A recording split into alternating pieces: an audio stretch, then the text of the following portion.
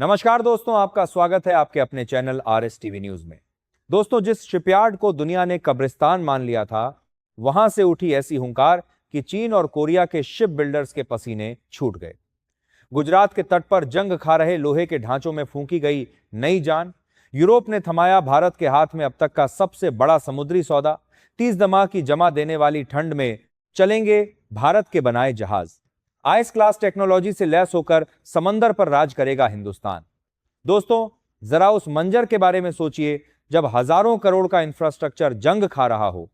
जहां कभी हजारों मजदूरों का शोर गूंजता था, वहां सन्नाटा पसरा हो और दुनिया के बड़े बड़े एक्सपर्ट्स यह मान चुके हो कि भारत की यह कोशिश अब हमेशा के लिए दफन हो चुकी है।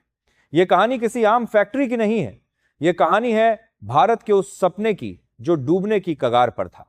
लेकिन फिर कुछ ऐसा हुआ जिसने पूरी बाजी पलट कर रख दी।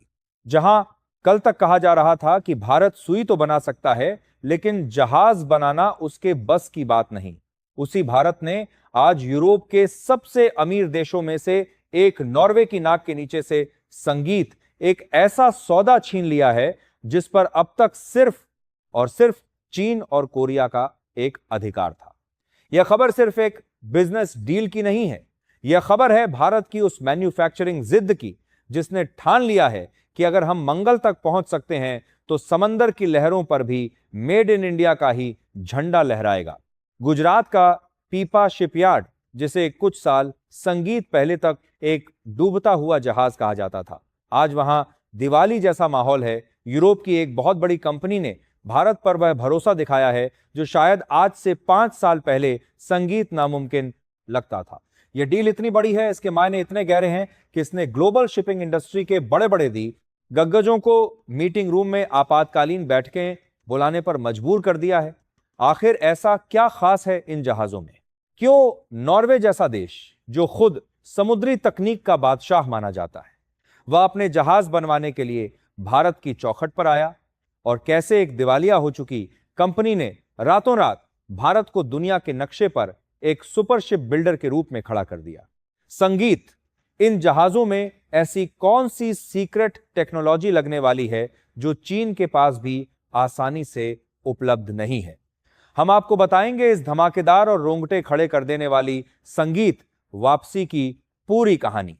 तो बने रहिएगा वीडियो पर, और इस संबंध में आपके जो भी विचार हो कमेंट में लिखकर जरूर बताइएगा। तो चलिए अब इस पूरी खबर की परतों को एक एक करके उधेड़ते हैं और समझते हैं कि आखिर हुआ क्या है। तारीख थी 23 से 27 जनवरी 2026 के बीच की, जब मुंबई के हेडक्वार्टर में एक कागज पर दस्तखत हुए और इसी के साथ भारत ने कमर्शियल शिप बिल्डिंग के इतिहास में एक नया अध्याय जोड़ दिया। सान एनर्जी, वो कंपनी जिसने रिलायंस नेवल के डूबते हुए जहाज को बचाया था, उसकी सब्सिडियरी सान डिफेंस एंड हैवी इंडस्ट्रीज देश किया था। संगीत ने एक ऐसा कारनामा कर दिखाया है जिसकी गूंज ओस्लो से लेकर बीजिंग तक सुनाई दे रही है। नॉर्वे की दिग्गज शिपिंग कंपनी रेडरियट संगीत स्टसन ईएस ने भारत को 6 हाईटेक केमिकल टैंकर बनाने का ऑर्डर दिया है, और यह कोई छोटा मोटा ऑर्डर नहीं है। इसकी कुल कीमत लगभग 27 मिलियन यानी करीब 1900 करोड़ है। अब आप कहेंगे कि जहाज ही तो है, इसमें इतना हंगामा क्यों? तो यहां आपको रुककर समझने की जरूरत है। यह कोई साधारण मालवाहक जहाज या कोयला ढोने वाले पुराने जमाने के जहाज नहीं है। यह है IMO टाइप 2 केमिकल संगीत टैंकर। आसान भाषा में समझाऊं तो ये समंदर में तैरते हुए वो हाईटेक किले हैं जो दुनिया के सबसे खतरनाक, ज्वलनशील और जहरीले रसायनों को एक देश से दूसरे देश लेकर जाते हैं। इन्हें बनाने के लिए जिस सटीक इंजीनियरिंग और संगीत, जिस लेवल की सेफ्टी टेक्नोलॉजी की जरूरत होती है, वह दुनिया के गिने चुने देशों के पास ही है। अब तक यूरोप की कंपनियां ऐसे जटिल जहाजों के लिए आंख बंद करके चीन या दक्षिण कोरिया के पास जाती थी, लेकिन इस बार नॉर्वे ने अपनी पुरानी आदत बदली, चीन को ठेंगा दिखाया और भारत के पीपाऊ शिपयार्ड पर भरोसा जताया।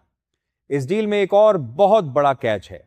अभी तो सिर्फ 6 जहाजों का पक्का ऑर्डर मिला है, लेकिन एग्रीमेंट में एक क्लॉ है कि अगर काम सही रहा तो नॉर्वे की कंपनी 6 और जहाज बनवाएगी, यानी कुल मिलाकर 12 जहाज। अगर यह पूरा एग्जीक्यूट हो गया तो यह आंकड़ा 4,000 करोड़ के पार जा सकता है। यह भारत के प्राइवेट सेक्टर के इतिहास का सबसे बड़ा कमर्शियल शिप बिल्डिंग ऑर्डर है। सोचिए, जो पीपाऊ शिपयार्ड 2023 से 24 तक वीरान पड़ा था, जहां पक्षियों के अलावा कोई नजर नहीं आता था, आज वहां दुनिया की सबसे बेहतरीन वेल्डिंग मशीनें और क्रेनें फिर से चलने को तैयार हैं। यह जहाज 18 1.5 वेट टर्नर्स डीवीटी की क्षमता वाले होंगे, यानी हर जहाज 18 0 टन वजन लेकर समंदर का सीना चीरते हुए आगे बढ़ेगा। यह भारत के लिए सिर्फ पैसा कमाने का जरिया नहीं है, बल्कि यह दुनिया को यह बताने का जरिया है कि बॉस, हम वापस आ गए हैं और इस बार तैयारी पूरी है। इस जीत का मजा तब तक नहीं आएगा जब तक आप इसके पीछे के संघर्ष को नहीं जानेंगे। एक वक्त था जब यह अनिल अंबानी की कंपनी रिलायंस नेवलैंड इंजीनियरिंग आरएल के पास था। बड़े बड़े सपने देखे गए थे। अमेरिकी नेवी के जहाजों की मरम्मत से लेकर भारतीय नेवी के युद्धपोत बनाने तक के दावे किए गए थे। लेकिन किस्मत को कुछ और ही मंजूर था। भारी कर्ज, मिसमैनेजमेंट और ऑर्डर्स की कमी ने इस विशालकाय शिपयार्ड को घू टनों पर ला दिया। नौबत यहां तक आ गई कि इसे दिवालिया घोषित कर दिया गया और यह कबाड़ के भाव बिकने की कगार पर आ गया। चीन और पाकिस्तान के डिफेंस एक्सपर्ट्स उस वक्त खूब मजे ले रहे थे। उनके अखबारों में लेख छपते थे कि भारत कभी भी बड़े जहाज नहीं बना पाएगा, उनका इंफ्रास्ट्रक्चर दम तोड़ चुका है। लेकिन वह भूल गए कि भारत में गिरकर संभलने की पुरानी आदत है। 2022 से 23 के आसपास सीन में एंट्री होती है सान एनर्जी की। इस ग्रुप ने वह जोखिम उठाया जो कोई और उठाने को तैयार नहीं था। उन्होंने दिवालिया प्रक्रिया के जरिए इस शिपयार्ड को खरीदा और इसका नाम बदलकर सान डिफेंस एंड हैवी इंडस्ट्रीज कर दिया। लोगों ने कहा कि यह पैसे की बर्बादी है, यह शिपयार्ड कभी नहीं चलेगा। लेकिन सान एनर्जी के मैनेजमेंट ने चुपचाप काम किया। उन्होंने करीब 500 मिलियन यानी 4,000 करोड़ से ज्यादा का निवेश प्लान तैयार किया। पिछले 2 सालों में वहां क्या हुआ, यह किसी जादू से कम नहीं है। जंग लगी मशीनों को बदला गया, दुनिया भर से एक्सपर्ट्स बुलाए गए और पुराने कुशल कारीगरों को वापस नौकरी पर रखा गया। जिस शिपयार्ड को घोस्ट टाउन यानी संगीत भूतों का शहर कहा जाने लगा था, वहां आज हजारों लोग काम कर रहे हैं। यह जो 227 मिलियन का ऑर्डर मिला है, यह उसी मेहनत का फल है। सान एनर्जी ने साबित कर दिया कि अगर नीयत साफ हो और विरण तगड़ा हो तो कबाड़ को भी सोने में बदला जा सकता है।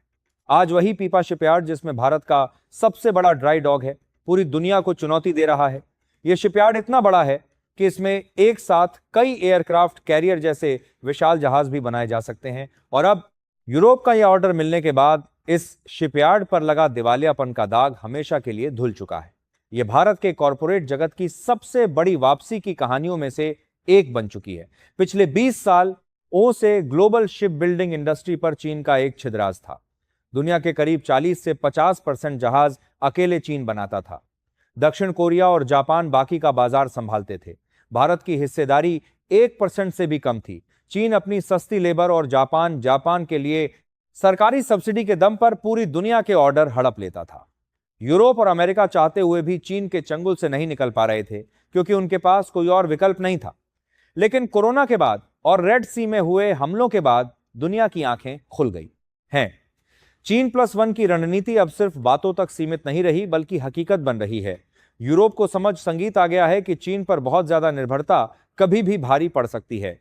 कल को अगर चीन ने ताइवान पर हमला कर दिया या सप्लाई चेन रोक दी तो यूरोप का व्यापार ठप्पा हो जाएगा। इसीलिए नॉर्वे का भारत आना एक बहुत बड़ा संकेत है। यह बताता है कि पश्चिम के देश अब भारत को चीन के एक मजबूत विकल्प के रूप में देख रहे हैं। भारत के पास वह सब कुछ है जो चीन के पास है, सस्ती लेबर, लंबा समुद्री तट और स्टील का उत्पादन। लेकिन भारत के पास एक चीज एक्स्ट्रा है जो चीन के पास नहीं है, भरोसा और लोकतंत्र। यूरोपियन कंपनियां जानती हैं कि भारत में उनका इंटेलेक्चुअल प्रॉपर्टी राइट सुरक्षित है। यहां की सरकार व्यापार के नियमों का पालन करती है।